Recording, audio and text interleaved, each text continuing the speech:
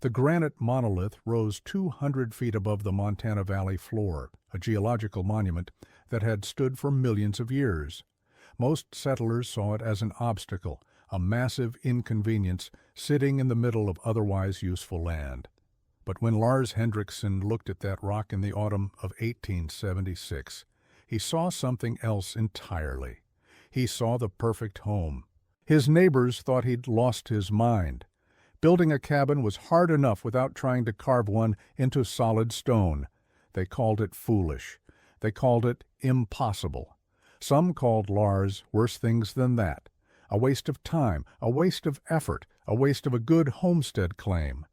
But Lars had grown up in the mountains of northern Sweden, and he knew something about cold that these prairie settlers had yet to learn. He knew that sometimes the old ways, the ancient ways, were better than anything a man could build with his own two hands. The rock formation had been a landmark for generations. The Crow people called it Standing Stone. Trappers used it as a navigation point. Settlers pointed to it when giving directions. It sat in a valley that ran north to south, sheltered from the worst of the prevailing winds but open enough to catch the summer sun. The rock itself was granite, solid and weathered, with a natural cave formation on its eastern face. That cave was what caught Lars's attention. The opening was roughly 15 feet wide and 12 feet high. Inside, the cave extended back into the rock for nearly 40 feet, narrowing gradually toward the rear. The floor was relatively flat, covered with centuries of dust and debris. The walls showed signs of ancient water erosion, smooth and curved. The ceiling rose in a natural dome shape, highest near the entrance and sloping down toward the back. Previous occupants, probably hunters seeking temporary shelter, had left evidence of old fire pits near the entrance. Most men would have built a standard log cabin on the valley floor and used the cave for storage if they used it at all. Lars had different plans. He was 38 years old, unmarried, with 15 years of hard labor in Swedish iron mines behind him. He'd immigrated to America in 1873, worked on railroad construction crews for 2 years, and saved enough money to file a homestead claim. The 160 acres he claimed included the Standing Stone and the valley around it. When he arrived in late May of 1876, he had $700 in savings, a wagon full of tools and supplies, and a plan that everyone thought was insane. He would build his home inside the rock itself, using the natural thermal mass and protection of the stone to create a shelter that could withstand anything the Montana winter could deliver. The first person to openly mock the idea was his nearest neighbor, a man named Jacob Thornton. Thornton had claimed land 3 miles to the south 2 years earlier, and considered himself an experienced frontiersman, though he'd actually grown up in Ohio and had never seen a real winter until moving west. When Lars explained his plan, Thornton laughed until he was nearly breathless. "You're going to live in a cave, like some kind of animal?" Thornton wiped tears from his eyes. "Man's supposed to build a proper cabin, 4 walls, a roof, a chimney. That's how civilized people live." Lars didn't argue. He'd learned that arguing with ignorance was a waste of energy. Instead, he started working. His first task was to clear the cave of centuries of accumulated debris. He hauled out rocks, branches, animal bones, and layers of dust. This alone took 3 weeks. As he worked, he studied the rock itself, running his hands along the walls, examining the ceiling, looking for cracks or weaknesses. The granite was solid, ancient, and stable. No major fissures, no signs of instability. The cave had stood for millennia, and would stand for millennia more. Next, he needed to close off the entrance without blocking all light and ventilation. This was the key to his entire design. He would build a wall across the cave opening, but that wall would be sophisticated, carefully engineered to control heat, light, and air. He started by hauling logs, selecting straight pines from the forest 2 miles away. Each log was cut to precise length, debarked, and allowed to season for several weeks. While the logs seasoned, Lars worked on the cave interior. He built a stone floor, hauling flat rocks from the creek bed and fitting them together like a puzzle. This raised the floor level several inches above the original cave floor, creating better drainage and a more level surface. The work was backbreaking, and it took him through the entire month of June. Thornton visited again, bringing another settler named Henry Walsh to witness the spectacle. Both men stood at the cave entrance, shaking their heads. "You could have built 3 regular cabins by now," Walsh said. "All this work for what? You're still going to freeze come winter." "The rock is cold," Thornton added. "Cold as ice. You think living inside a block of ice is going to keep you warm?" Lars paused in his work, straightened his back, and looked at the two men. "Rock is not ice," he said in his heavily accented English. "Rock holds temperature. In winter, when outside is -40, -50, rock inside stays warmer. In summer, when outside is 90, 100, rock inside stays cooler. This is thermal mass. This is physics." The two men exchanged glances. Physics wasn't a word that came up often in frontier conversation. They left, convinced that the Swedish immigrant didn't understand how the world worked. Lars went back to work. By July, he was ready to construct the front wall. This wasn't a simple log wall. It was a complex structure that would serve multiple purposes: seal the cave, provide insulation, allow light entry, enable ventilation, and include a proper entrance. The wall was built in 3 layers. The outer layer consisted of large logs, 12 inches in diameter, stood vertically and fitted tightly together. These logs were anchored into holes drilled into the rock floor and ceiling, creating a solid framework. The middle layer was an 18-inch gap filled with a mixture of clay, moss, and sawdust. Lars had traded labor at a sawmill 40 miles away in exchange for wagon loads of sawdust, which he knew was excellent insulation. The inner layer was made of smaller logs, also stood vertically, creating a smooth interior surface. This 3-layer wall, nearly 3 feet thick in total, created an insulation barrier that would prevent heat from escaping in winter and keep heat out in summer. But Lars didn't stop there. He built a door frame into the center of the wall and constructed a door that was itself double-layered with moss insulation between the layers. Above the door he installed a window, small but sufficient, made from actual glass panes he'd purchased in town at considerable expense. The window could be opened for ventilation or sealed shut with interior shutters. On either side of the main wall where it met the rock, Lars packed additional insulation, ensuring no gaps existed where air could flow. He sealed every crack, every crevice, using a mixture of clay and moss that he'd experimented with until he found the perfect consistency. The work continued through July and into August. Other settlers occasionally rode by to observe the progress. Some were simply curious, others came specifically to laugh. A few offered genuine concern, suggesting that Lars was wasting his homestead opportunity on an unworkable idea. One visitor was different. An older man named Samuel Frost, who'd spent 20 years trapping in the Northern Territories before settling in Montana, examined Lars's work with professional interest. He walked around the structure, studied the wall construction, and finally nodded. "I've seen something like this before," Frost said. "Not exactly this, but the idea. There was a French voyageur up in the Saskatchewan country who built into a hillside, dug back into the earth, and used the ground itself for insulation. Warmest shelter I ever stayed in during winter. Most folks laughed at him too, said he was living like a badger, but that man was smarter than all of us." Lars felt a moment of validation. At least one person understood. "The earth, the rock, they store heat," Lars explained. "In deep winter, even when air is -50, the rock temperature stays above freezing just a few feet down. The rock becomes like a battery for heat." Frost understood. Most people don't think about heat that way. They think a fire makes warmth, and that's it. They don't understand storage, don't understand mass. He looked at the thick walls Lars had built. You're going to need a good heating system inside, though. Even with all this rock, you need to warm the air. Lars had plans for that, too. Inside the cave, toward the rear where the ceiling was lower, he was building a fireplace. But this wasn't a standard fireplace. He was constructing what he called a masonry heater, based on designs he'd seen in Sweden.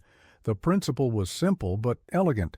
Instead of a fireplace that sent most of its heat up the chimney, a masonry heater channeled the smoke and hot gases through a series of internal passages within a large mass of stone and brick. This mass absorbed the heat from the fire and then radiated that heat slowly into the room over many hours. The construction of the masonry heater took Lars 3 weeks. He built it from rocks hauled from the creek and from bricks he made himself, using clay from a deposit he'd found a mile away. The structure was massive, weighing several tons. The firebox was relatively small, designed to burn small, hot fires very efficiently. From the firebox, the smoke traveled through internal channels that zigzagged through the masonry mass before finally exiting through a chimney that extended up through a natural crack in the cave ceiling. Lars carved and enlarged that crack, creating a chimney passage that vented to the top of the rock formation. This was dangerous work, chipping away at stone 200 feet above the valley floor, but he did it carefully, bit by bit, creating a chimney that drew perfectly. When the masonry heater was complete, Lars tested it. He built a small fire, feeding it with dry pine. Within an hour, the entire stone mass was warm to the touch.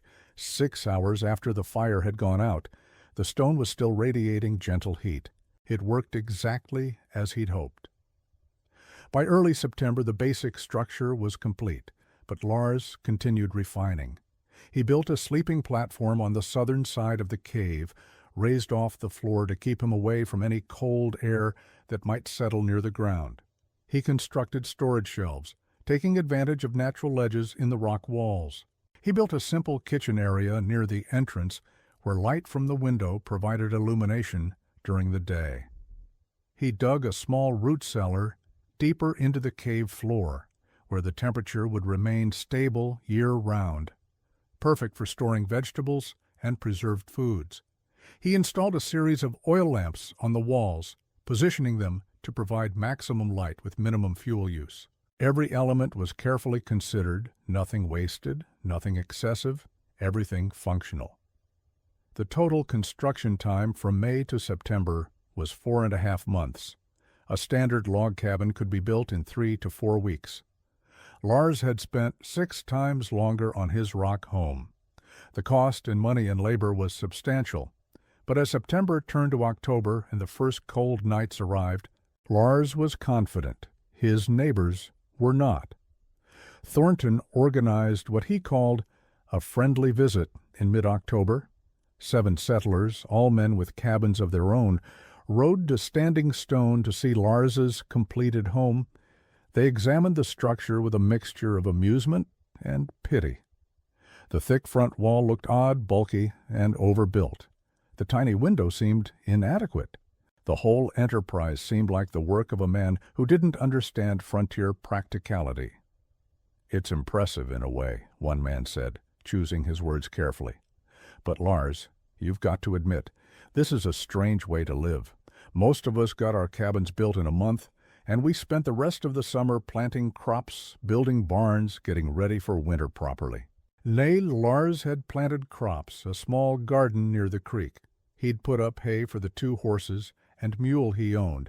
He'd cut and stacked firewood, though notably less than his neighbors. When the men asked about his firewood supply, Lars pointed to a pile that looked inadequate for a Montana winter. "That's not enough," Thornton said flatly. "You'll be cutting more in December in the snow, frozen half to death while you work. A man needs 4 or 5 cords, minimum, to make it through winter. You've got maybe 2 cords there." "I will need less," Lars said simply. The rock holds heat. The masonry heater uses wood efficiently. 2 cords will be enough. The men didn't believe him, but there was nothing more to say. They rode away, convinced that Lars would learn a hard lesson when winter came. Some genuinely hoped he'd survive to learn it. October gave way to November. The temperature dropped steadily. The first snow came on November 8th, a light dusting that melted by afternoon. The second snow came on November 15th, 6 inches that stayed. By late November, the temperature was regularly dropping below zero at night. Lars settled into his rock home and began to understand what he'd created. The interior temperature remained remarkably stable.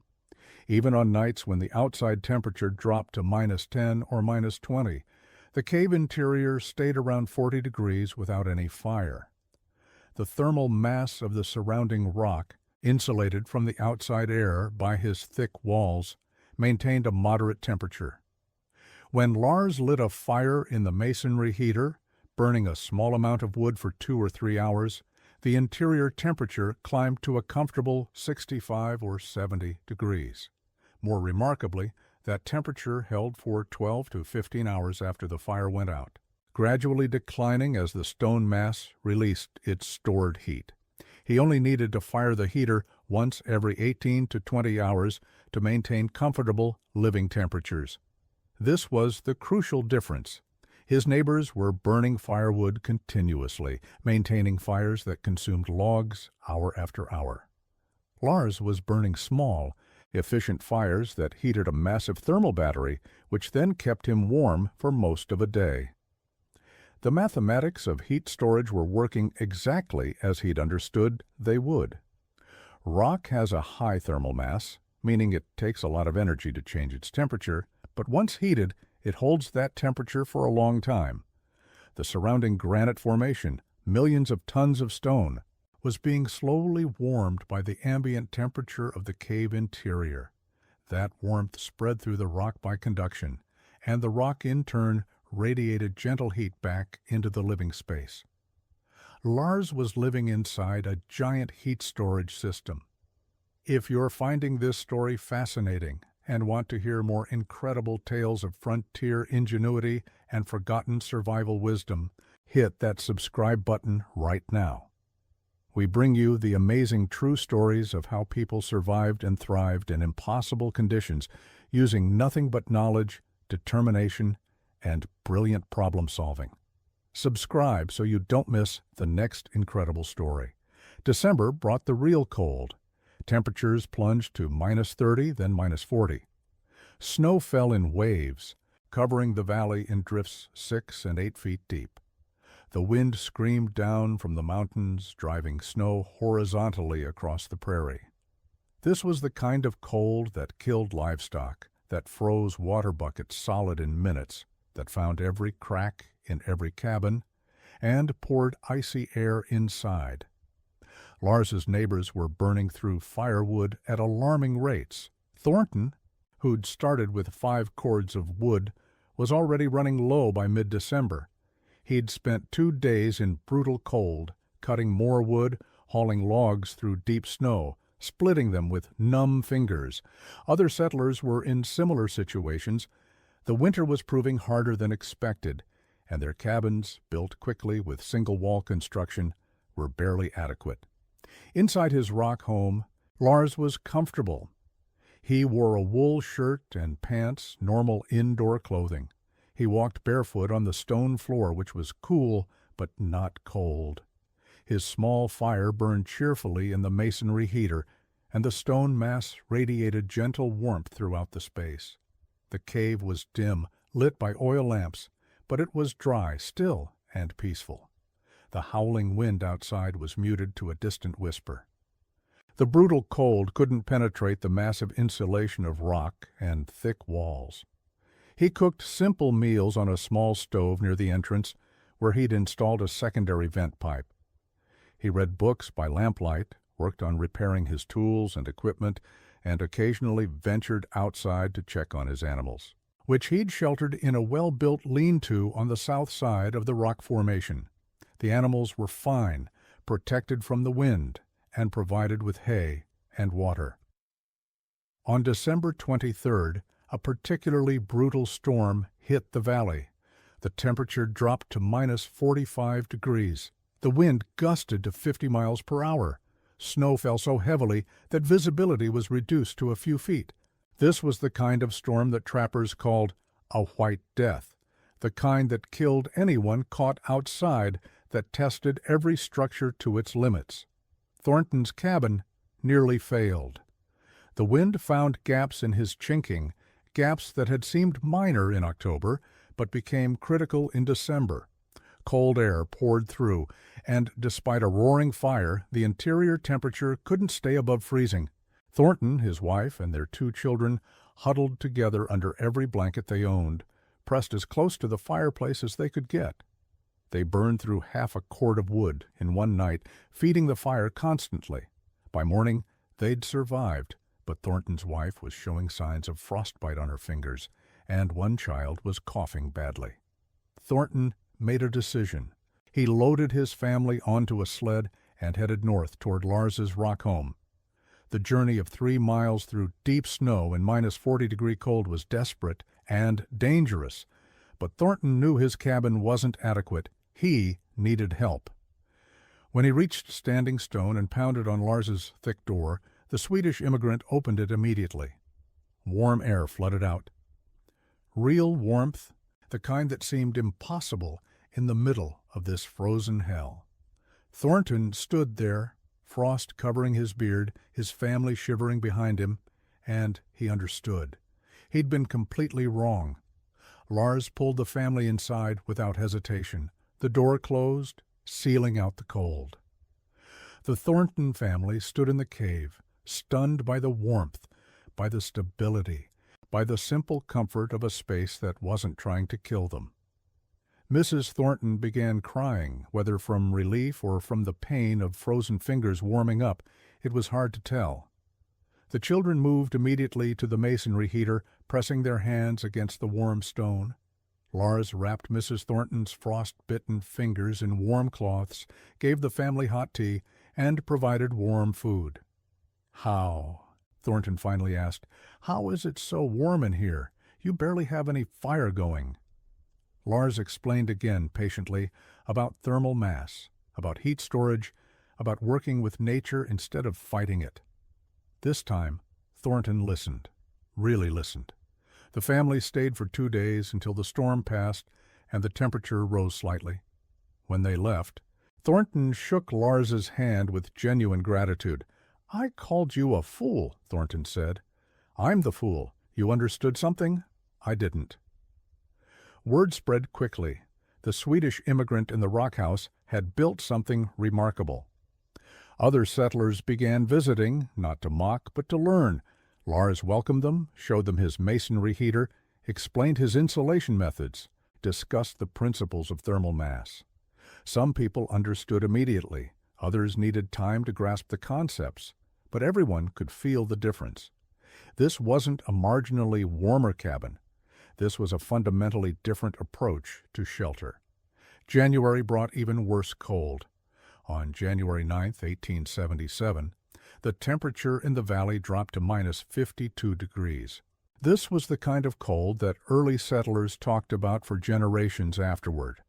At -50, steel becomes brittle. Exposed skin freezes in under a minute. Inhaled air can freeze moisture in the lungs. This is cold that kills quickly and efficiently. Several settlers in the region died during that cold snap, caught outside checking on livestock, unable to make it back to shelter, found frozen the next day. The survivors burned through their entire winter firewood supply in January alone and faced the prospect of running out completely with 2 months of winter still ahead.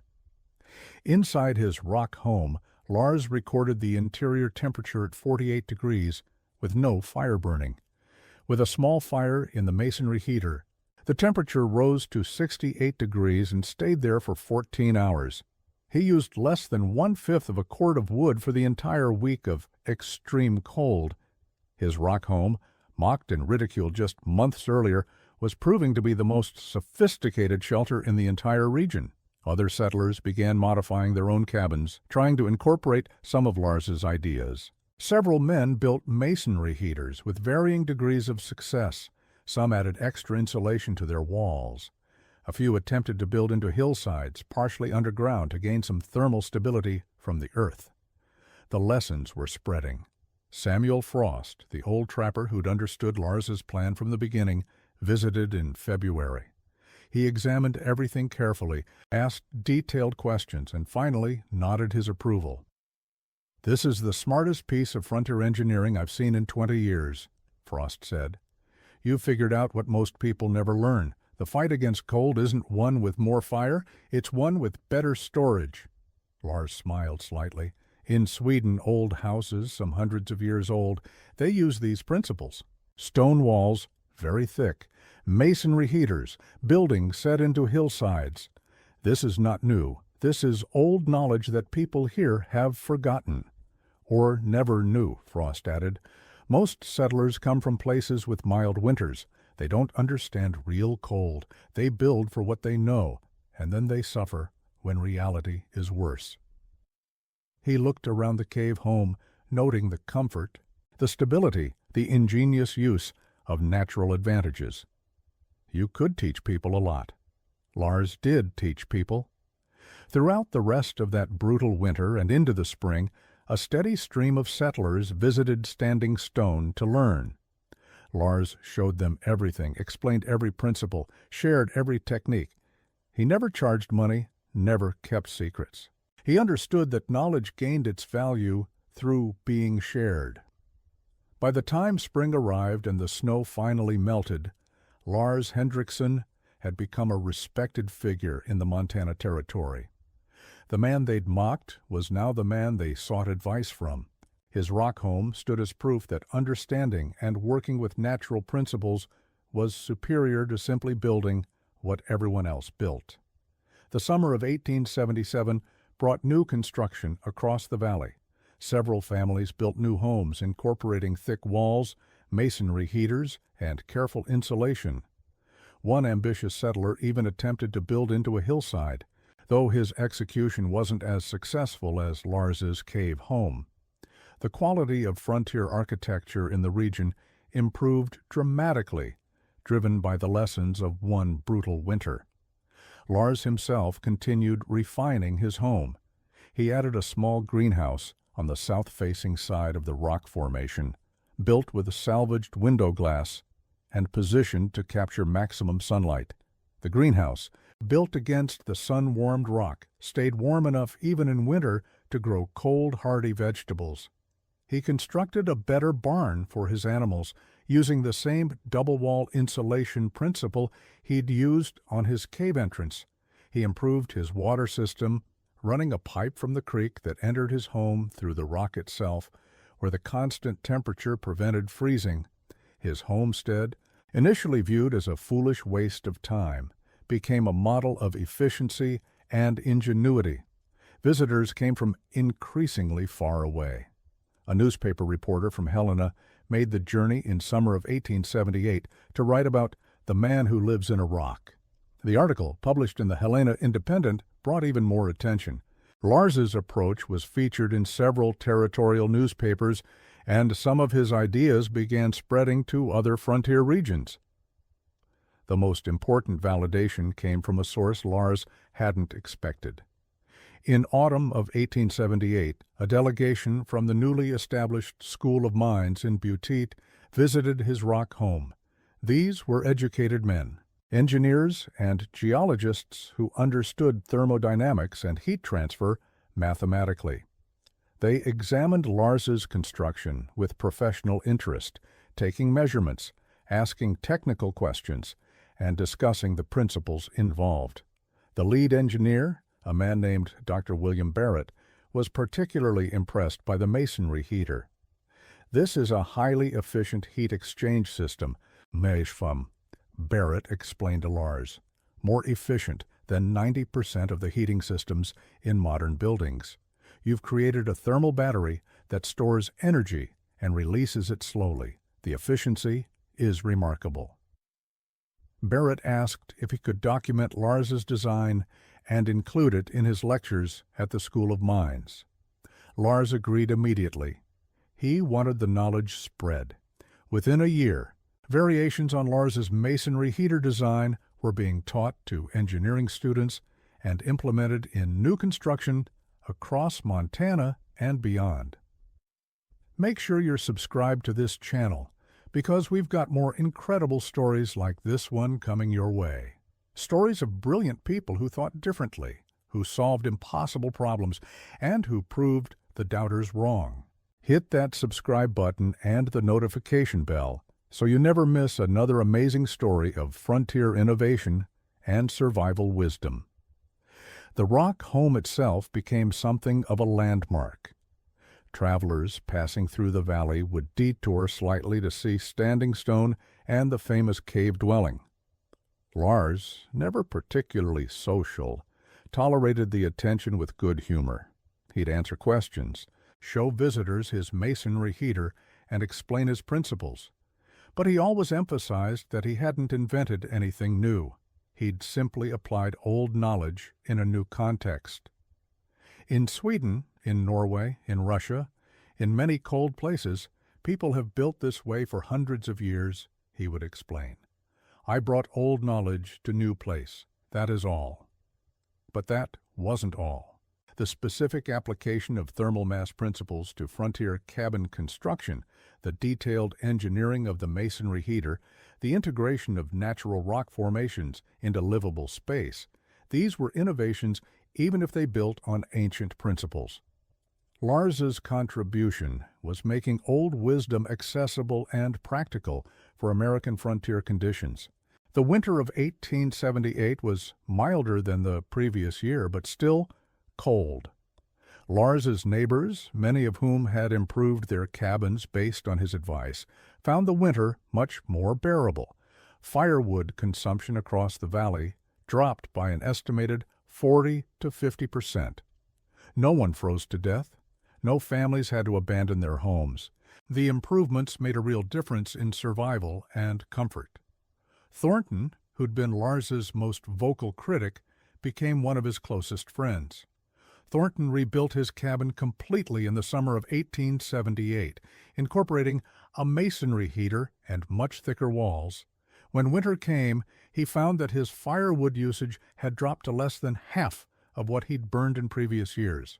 The interior temperature stayed stable and comfortable. His wife's health improved, no longer stressed by constant cold. His children thrived. "I owe you an apology that goes beyond words," Thornton told Lars one evening. "I mocked you because I was ignorant. You tried to teach me, but I wouldn't listen. I had to nearly lose my family before I learned." Lars shrugged. "Most people learn from experience, not from words. You learned. That is what matters."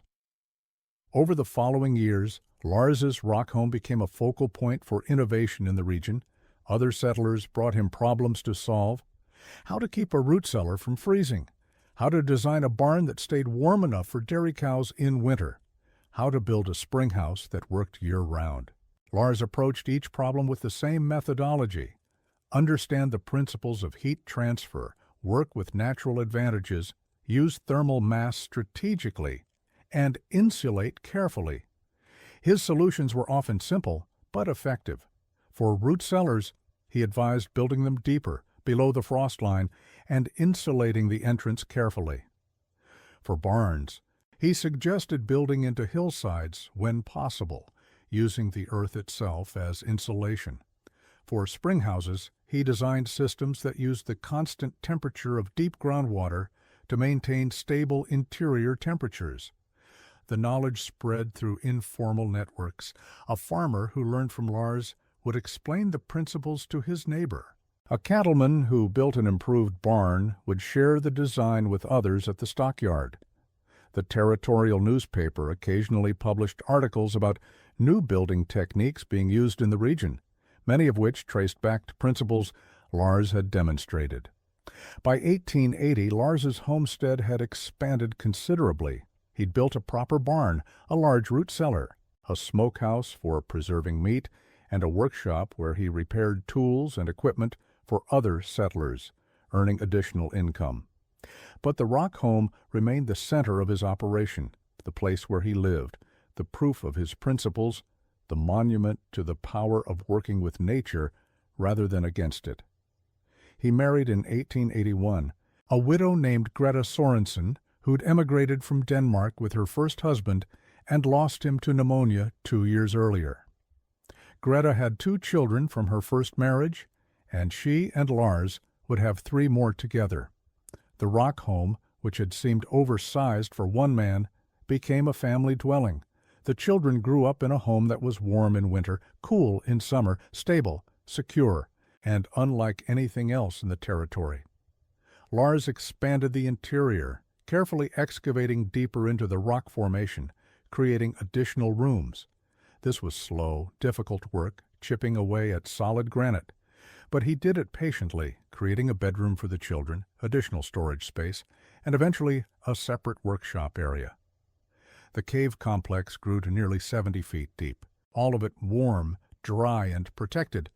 The masonry heater was upgraded to a larger design with multiple fireboxes and a more complex internal channel system. The new design was even more efficient, capable of heating the expanded space while using only slightly more wood than the original.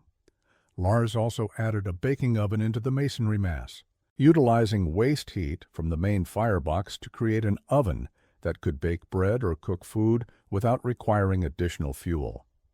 Throughout the 1880s, Lars's reputation continued to grow. He was consulted on the design of public buildings in nearby towns. When a school was built in the valley in 1884, Lars advised on its heating system, recommending a large masonry heater rather than the standard iron stove. The school board followed his advice, and the resulting building was noticeably more comfortable and cost less to heat than other schools in the region. He was asked to help design the heating system for a church, a town hall, and eventually several commercial buildings. In each case, his advice focused on thermal mass, insulation, and efficiency. He never claimed to be an engineer or architect. He was simply a man who understood heat, who thought carefully about how buildings should work, and who wasn't afraid to do things differently. The rock home itself became a test bed for new ideas. Lars experimented with different insulation materials, trying various combinations to find the most effective options. He tested different configurations of his masonry heater, documenting which designs worked best. He kept detailed notes on fuel consumption, interior temperatures, and seasonal variations. This practical research informed his advice to others and helped refine the techniques being used across the region. One particularly cold winter in 1887 brought another test. Temperatures dropped to minus 48 degrees, nearly as cold as the terrible winter of 1876. By this time, most cabins in the valley had been improved with better insulation and more efficient heating systems. The winter was hard, but it wasn't catastrophic. No one died from cold. No families were forced to abandon their homes. Firewood supplies held out. The improvements made a decade earlier had created a more resilient community. Inside his rock home, Lars and his family were comfortable. The children played in the warm interior while snow piled 12 feet deep outside. Greta baked bread in the masonry oven. Lars worked on leather goods in his workshop area. The brutal cold outside was almost abstract, barely noticeable inside the thermally stable cave. The home that neighbors had mocked 11 years earlier had proven itself again and again. Visitors during that cold snap were amazed. A traveling minister who'd been caught by the storm and sought shelter at Standing Stone spent 3 days with Lars's family. He later wrote about the experience in a church newsletter, describing the rock home as a marvel of practical engineering, warmer and more comfortable than the finest hotel in Helena, yet built from nothing but stone, wood, and human ingenuity. As the 1890s arrived, Lars was in his 50s, still strong and active, but beginning to think about legacy. His children were growing. His eldest son, Anders, showed particular interest in building and engineering. Lars taught the boy everything he knew, passing on not just techniques, but the underlying principles. Understand how heat moves, work with natural advantages, think carefully before building. Don't follow tradition blindly. Test your ideas. Learn from mistakes. Anders would later become a builder himself, constructing homes across Montana that incorporated his father's principles.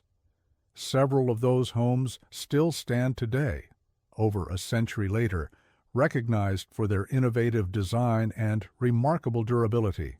Lars also began documenting his knowledge more formally. With the help of a local schoolteacher, he wrote a detailed manual on cold climate construction, covering everything from site selection to masonry heater design to insulation techniques. The manual was published as a small booklet in 1893 and distributed throughout the Northern Territories. It became a standard reference for frontier builders and remained in print for over 20 years. The rock home continued to serve Lars's family well into the 20th century. He lived there until his death in 1912 at the age of 74. Greta remained in the home for another 8 years after Lars's death, finally moving in with one of her daughters in 1920. The rock dwelling was maintained as a secondary residence by the family for many years, used occasionally by grandchildren or extended family members. In 1935, during the Great Depression, the home served another purpose. Several families who'd lost their farms to drought and economic collapse found temporary shelter in Lars's rock home.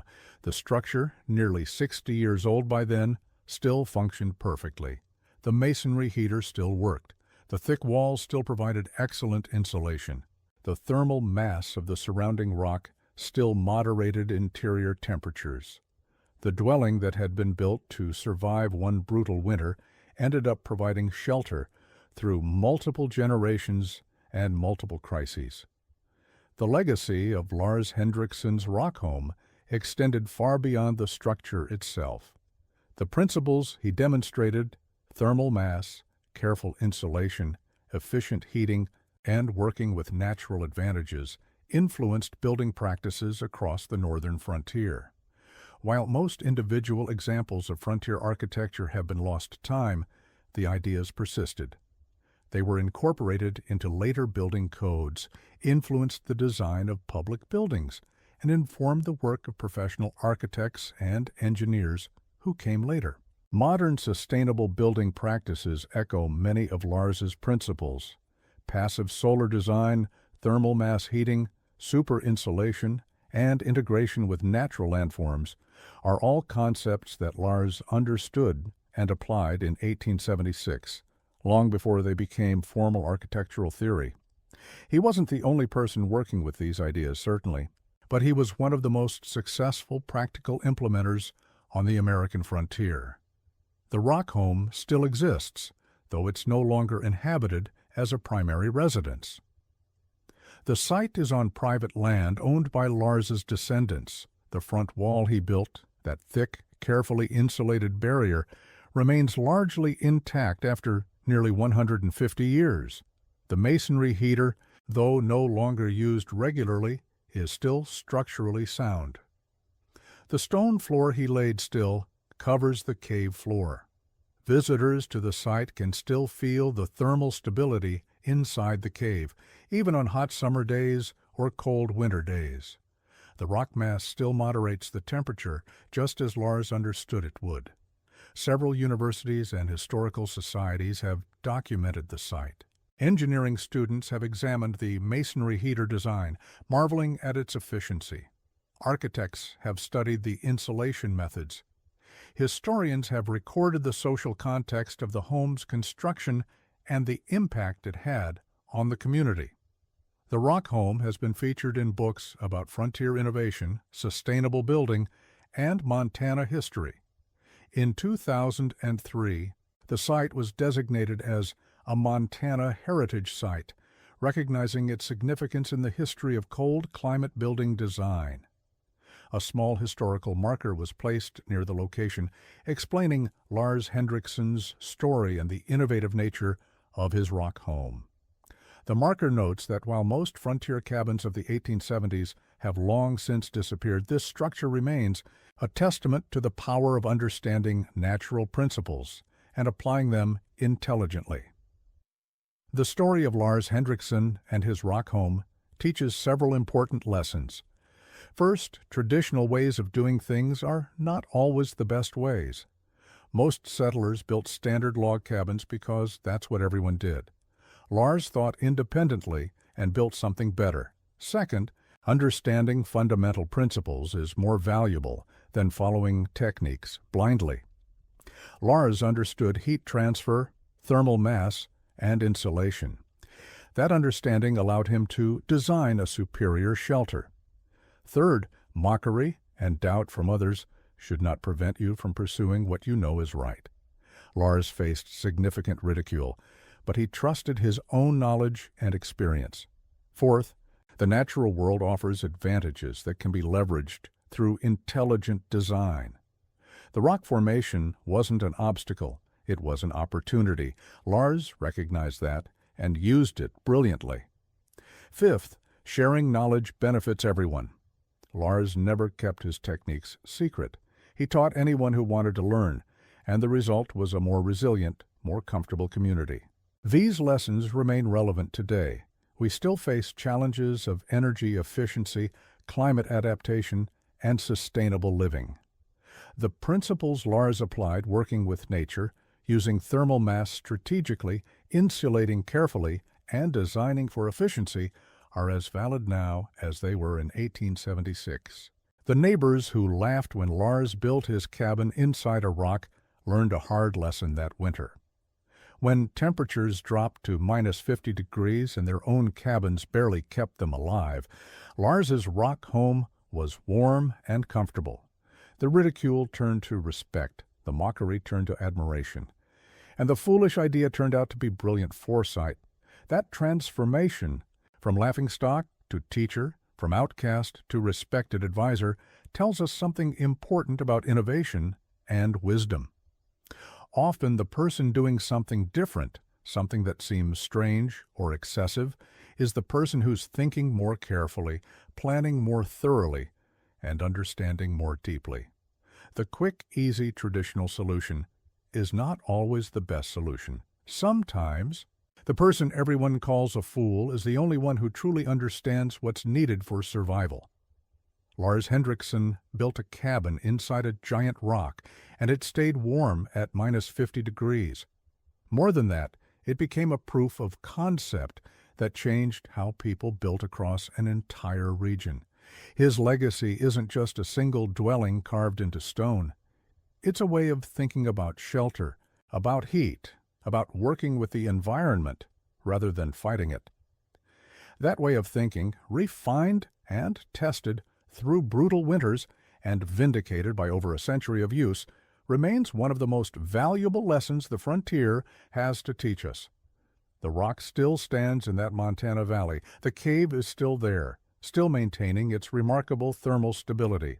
And the story of the man who knew what he was doing, even when everyone thought he was crazy, continues to inspire and instruct those wise enough to listen.